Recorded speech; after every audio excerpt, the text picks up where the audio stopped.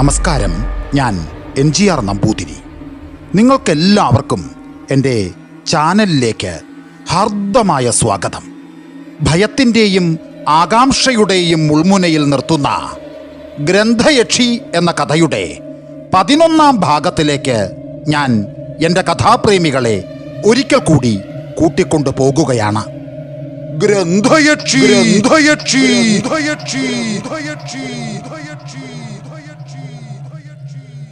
അങ്ങനെ കുളത്തിൽ നിന്ന് തിരികെ പടിക്കെട്ടിലേക്ക് കയറുമ്പോൾ കാലിൽ എന്തോ തടഞ്ഞു.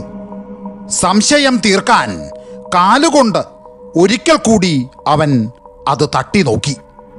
ലോഹം പോലെയുള്ള എന്തിലോ ആണ് താൻ ചവിട്ടിയിരിക്കുന്നതെന്ന് അവൻ ഉറപ്പായി.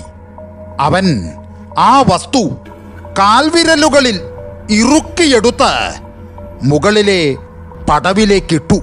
അത് ഒരു താക്കോലായിരുന്നു.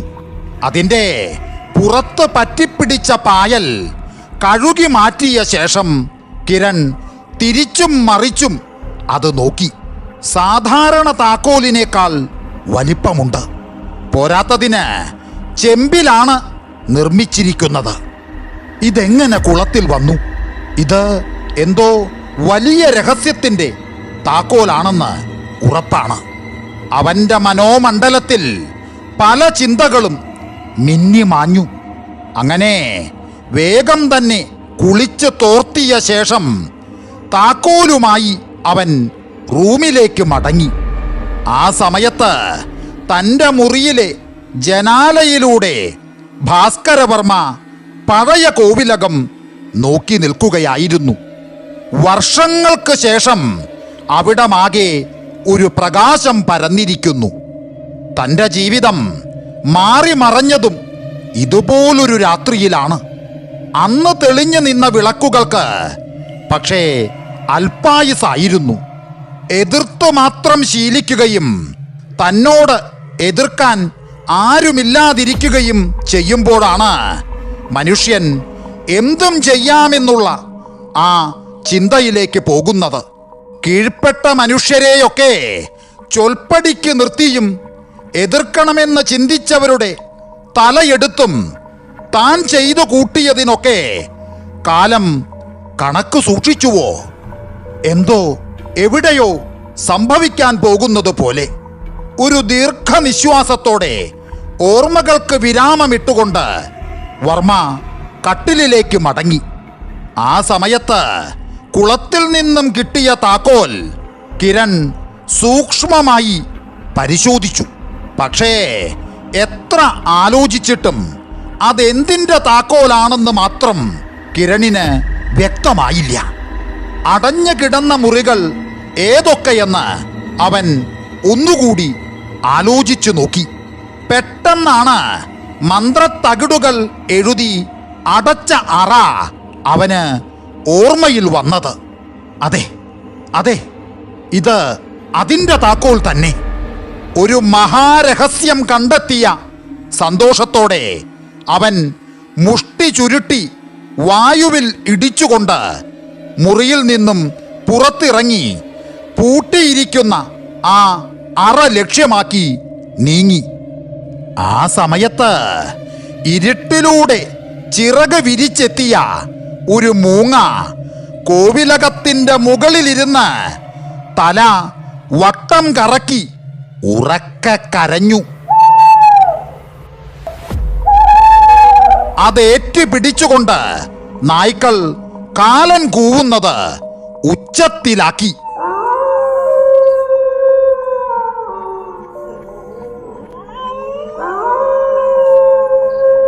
കിരൺ അറയ്ക്ക് മുൻപിൽ അല്പസമയം ഒന്ന് സംശയിച്ചു നിന്നു. ലക്ഷണം കണ്ടിട്ട് അതിശക്തമായ ചണ്ഡികാമന്ത്രങ്ങൾ എഴുതി തയ്യാറാക്കിയ രക്ഷകളാണ് വാതിലിൽ ബന്ധിച്ചിരിക്കുന്നത്. അതിനർത്ഥം ഉള്ളിൽ അത്ര വലിയ എന്തോ രഹസ്യമുണ്ട്. ഗുരുവാകുന്ന അച്ഛനെ മനസ്സിൽ ധ്യാനിച്ചുകൊണ്ട് അവൻ കണ്ണടച്ചു. ഉണ്ണി ഉണ്ണി ഉണ്ണി ഉണ്ണി ഉണ്ണി നിന്റെ കുട്ടി എന്തു ചെയ്താലും എടുത്തു ചാടരുത്. അത് ഗുണത്തേക്കാളേറെ ദോഷം ചെയ്യും. ആ വാക്കുകൾ ഉള്ളിൽ കിടന്ന് അലയടിച്ചു. വേണ്ട, എടുത്തുചാട്ടം വേണ്ട. ആദ്യം രക്ഷാമന്ത്രങ്ങൾക്ക് സിദ്ധി വരുത്തണം. അതിന് ദേവിയെ പ്രീതിപ്പെടുത്തണം. അങ്ങനെ അർത്ഥമനസ്സോടെ ആ ഉദ്യമം ഉപേക്ഷിച്ച് കിരൺ തിരികെ മുറിയിലേക്ക് തിരിച്ചു നടന്നു. താക്കോൽ ഭദ്രമായി സൂക്ഷിച്ച ശേഷം അവൻ കട്ടിലിലേക്ക് ചാഞ്ഞു. പക്ഷേ ഉറക്കം വരുന്നില്ല. അതിനുള്ളിൽ എന്താണെന്ന് അറിയാനുള്ള അതിയായ ആകാംക്ഷ. കിരൺ, നീയൊരു ആൺകുട്ടിയാണ്. ഒന്നും പിന്നത്തേക്ക് വയ്ക്കരുത്. പോ പോ, വാതിൽ തുറക്ക്. അയ്യോ, വേണ്ട വേണ്ട കിരൺ, വേണ്ട. ആപത്ത് വിളിച്ചു വരുത്തരുത്. അല്ലെങ്കിലും താൻ എന്തിന് ഭയപ്പെടണം? ആ അറയിൽ തന്നെ ബാധിക്കുന്നതായി ഒന്നുമില്ല. ഒന്ന് തുറന്നു നോക്കിയെന്ന് വച്ച് തനിക്കൊന്നും നഷ്ടപ്പെടാനുമില്ല. ഇങ്ങനെ മനസ്സ് രണ്ടു വഴിക്ക് കിരണിന്റെ സഞ്ചരിച്ചു. എന്തു ചെയ്യും? തിരിഞ്ഞും മറഞ്ഞും കിടന്നിട്ടും സ്വസ്ഥത വരാതെ അവൻ എഴുന്നേറ്റിരുന്നു. പിന്നെ പതിയെ കട്ടിൽ വിട്ടെഴുന്നേറ്റ് അലമാര തുറന്ന് താക്കോൽ തിരിച്ചെടുത്ത് അറ ലക്ഷ്യമാക്കി വീണ്ടും നടന്നു. ആ സമയത്ത് തട്ടിൻപുറത്തിരുന്ന പെരുച്ചാഴികൾ അവനെ തുറിച്ചു നോക്കി. ലക്ഷണമറിയിക്കുന്ന പല്ലി ഉറക്കെ ചിലച്ചുകൊണ്ട് തെക്കേ ദിക്കിലേക്ക് പാഞ്ഞു. ആ പോകുന്ന പോക്കിൽ അത് സ്വയം മുറിച്ച വാല് തറയിൽ കിടന്ന് വെട്ടിപ്പിടയ്ക്കുന്നുണ്ടായിരുന്നു. പക്ഷേ കിരൺ ഒന്നും ശ്രദ്ധിച്ചില്ല. മനസ്സിൽ ഒറ്റ ലക്ഷ്യം മാത്രം. അങ്ങനെ അവൻ ആ അറയുടെ വാതിലിൽ ചേർത്ത് കെട്ടിയ തകിടുകൾക്കിടയിൽ കണ്ട ആ താക്കോൽ പഴുതിലേക്ക് അവൻ താക്കോൽ കടത്തി. പെട്ടെന്നാണ് പ്രകൃതിയുടെ ഭാവം മാറിയത്. കനം വച്ച ഇരുട്ട് കീറി മുറിച്ചുകൊണ്ട് ഒരു കൊള്ളിയാൻ മിന്നി. ഇരപിടിയന്മാരായ രാത്രി സഞ്ചാരികൾ ഓടി ഒളിക്കാൻ തുടങ്ങി.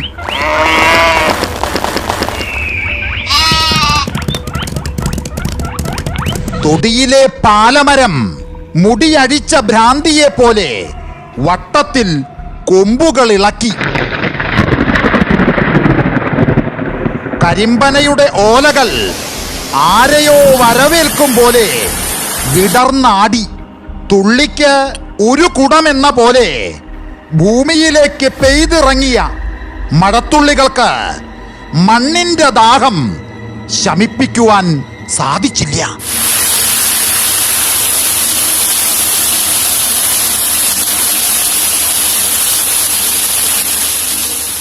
കിരൺ എത്ര ശ്രമിച്ചിട്ടും അറ തുറക്കാൻ സാധിച്ചില്ല. താക്കോൽ പകുതി തിരിഞ്ഞ ശേഷം ആരോ പിടിച്ചു നിർത്തിയ പോലെ നിൽക്കുന്നു. വാശി കൂടിയെങ്കിലും ശക്തിക്ക് പകരം യുക്തി ഉപയോഗിക്കാൻ അവന്റെ മനസ്സ് മന്ത്രിച്ചു. അവന്റെ കയ്യിൽ കരുതിയിരുന്ന സ്പ്രേ താക്കോൽ പഴുതിലേക്ക് അടിച്ച ശേഷം അവൻ ഒന്നുകൂടി ശ്രമിച്ചു. പക്ഷേ താക്കോൽ തിരിഞ്ഞെങ്കിലും പൂട്ട് തുറന്നില്ല. കിരണിന്റെ മനസ്സ് അസ്വസ്ഥമായി തുടങ്ങി. പ്രതിസന്ധികളെ അതിജീവിക്കാൻ ദുർഗാമന്ത്രം ഉപയോഗിക്കുകയെന്ന അച്ഛൻ്റെ വാക്കുകൾ അവന് ഓർമ്മയിലേക്ക് വന്നു. അവൻ കണ്ണടച്ച് സാക്ഷാൽ ദുർഗാദേവിയെ മനസ്സിലേക്ക് ആവാഹിച്ച് അതിശക്തമായ ദുർഗാമന്ത്രം ജപിക്കാൻ തുടങ്ങി. അശ്വപൂർവാം രഥവധ്യാം ഹസ്തിനാരപ്രബോധിനീം ശ്രിയം ദേവീമുപ ശ്രീപരമേശ്വരന്റെ പത്നിയും ജഗത് മാതാവുമായ പാർവതീദേവിയുടെ പൂർണ്ണരൂപമാണ് ദുർഗ. ശക്തിയുടെ പ്രതീകവും ദുഃഖനാശിനിയുമായ ദുർഗയിൽ സകല ദേവതകളും കുടികൊള്ളുന്നു. അങ്ങനെ മന്ത്രസംഖ്യാവിധിപ്രകാരം ജപം പൂർത്തിയായ ശേഷം താക്കോൽ ഒന്നുകൂടി അവൻ തിരിച്ചു. ഉള്ളിൽ പൂട്ട് തുറക്കുന്ന ശബ്ദം കേട്ടതും അവൻ്റെ മുഖത്ത് ഒരു വിജയയുടെ ചിരിയുണ്ടായി. 2 കൈയും ഉപയോഗിച്ചുകൊണ്ട് അവൻ ആ വാതിൽ ശക്തിയായി തള്ളി.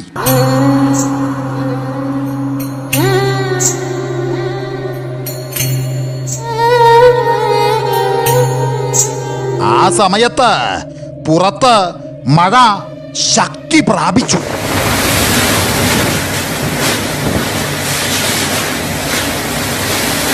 കോവിലകത്തിന്റെ ഇടനാഴി കടന്നു വന്ന കാറ്റ് ഭിത്തിയിൽ ഉറപ്പിച്ചിരുന്ന വിളക്കുകൾ ഊതിക്കെടുത്തി.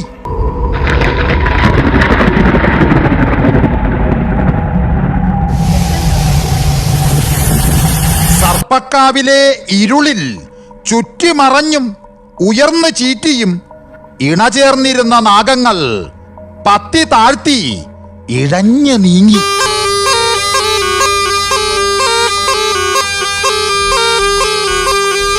അന്തരീക്ഷത്തിൽ പാലപ്പൂവിന്റെ മടുപ്പിക്കുന്ന ഗന്ധമുയർന്നു.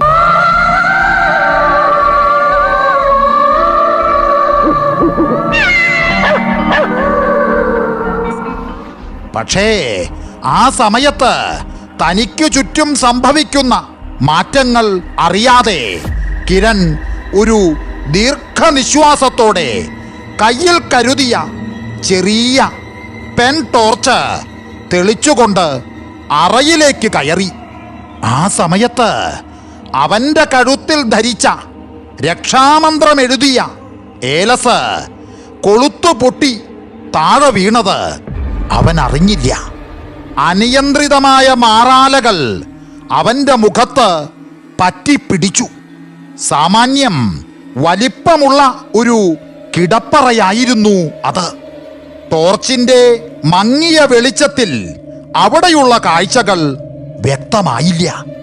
കിരൺ പതിയെ മുൻപോട്ട് നടന്നു. മറ്റു മുറികളെ അപേക്ഷിച്ച് ഇതിന് എന്തോ പ്രത്യേകതയുണ്ടെന്ന് അവൻ്റെ മനസ്സ് മന്ത്രിച്ചു. ആ സമയത്ത് പിന്നിൽ ഒരു നിശ്വാസമുയർന്നതുപോലെ അവന് തോന്നി. ഉടനെ കിരൺ വെട്ടിത്തിരിഞ്ഞു. കട്ടകുത്തിയ ഇരുട്ടിലൂടെ വെളുത്ത നേർരേഖ പോലെ ആ ടോർച്ചിന്റെ വെട്ടം കടന്നുപോയി.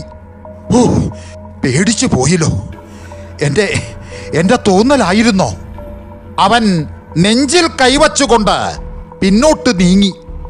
ആ സമയത്ത് പെട്ടെന്ന് കാൽ എന്തിലോ തട്ടി ചതഞ്ഞു. പല്ല് കടിച്ചുകൊണ്ടവൻ ലൈറ്റ് താഴേക്ക് നീട്ടി. എന്നോ വലിയൊരു ഹോമം നടത്താൻ ഉപയോഗിച്ച ഹോമകുണ്ടത്തിൻ്റെ അരികു കല്ലിൽ അവൻ്റെ കാൽ തട്ടിയതാണ്.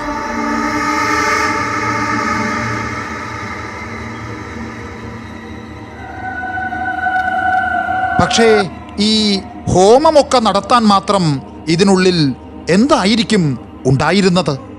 അവൻ്റെ മനസ്സിൽ അത് അറിയാനുള്ള ആകാംക്ഷ കൂടി.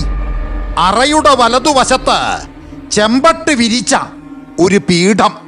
പൊടി മൂടിയ ആ പീഠത്തിന് മുകളിൽ പട്ടുതുണി കൊണ്ട് എന്തോ മൂടിയിട്ടിരിക്കുന്നു. അതിനു മുൻപിൽ മാറാലയിൽ മുങ്ങിയ ഒരു നിലവിളക്ക്. കിരൺ ആ മാറാലകൾ തട്ടി മാറ്റിയ ശേഷം പട്ടുതുണി വലിച്ചു മാറ്റി. അത് ഒരു ആമാടപ്പെട്ടിയായിരുന്നു. ഭംഗിയായ ചിത്രപ്പണികളുള്ള ഒരു ആമാടപ്പെട്ടി.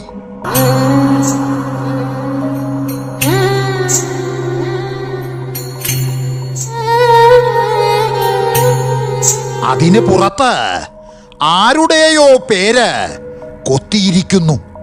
ആ ചെറിയ ടോർച്ചിൽ നിന്നും വരുന്ന ആ മങ്ങിയ വെളിച്ചത്തിൽ അവൻ ആ പേര് വായിച്ചു. ചിത്രഗംഗ, ചിത്രഗംഗ, ചിത്രഗംഗ, ചിത്രഗംഗ.